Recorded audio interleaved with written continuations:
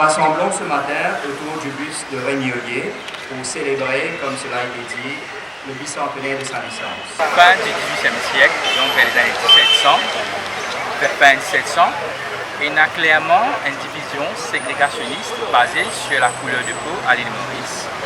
Il y a deux courants, il y a ban blanc et ban noir. Mais fin du XVIIIe siècle, il y a une nouvelle catégorie qui est émergée, c'est la population des gens de couleur. Dans la population des gens de couleur, Sanaïna, c'est par exemple ban noir libre. Vous connaissez que tout ban blanc dans Maurice, partie propriétaire esclave, ou bien partie terrain, c'était ban marin, ban matelot, ban artisan.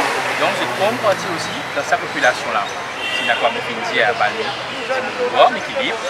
Mais il y a aussi une autre catégorie, c'est qui ban qui fait rester à cité de liberté, ou bien qui fait libéré par ce ban maître esclave, on appelle ça affranchissement. Il y a aussi l'union entre ban noir et ban blanc qui gagne son enfant, et ça aussi font partie de la population de blanc de couleur. Et c'est donc de cette population que Rémi Ollier est né. Il est né d'un père blanc et d'une mère ex-esclave, donc ils font partie de la population des gens de couleur. Mais ce qui est arrivé, c'est qu'à fin du XVIIIe siècle, il y a la Révolution française. La Révolution française déclare que tous les hommes sont égaux en droit. Mais à l'île Maurice, bien sûr, ça n'a pas appliqué, puisqu'il y a toujours esclaves, mais aussi dans la population de gens de couleur qui réclament le droit à être traités de façon similaire à ban blanc. Parce que ban blanc est refusé.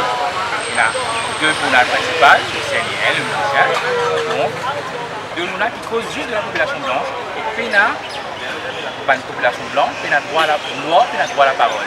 Et donc, Rémi Ollier, qui est un très lettré, qui n'étudie beaucoup, décidé pour créer un journal qui s'appelle La Sentinelle, et c'est donc à travers les pages de ce journal, La Sentinelle, qu'il pose la discrimination qui est faite face à la population de couleur, et aussi pour une fer de lance de la population des gens de couleur à l'île Maurice.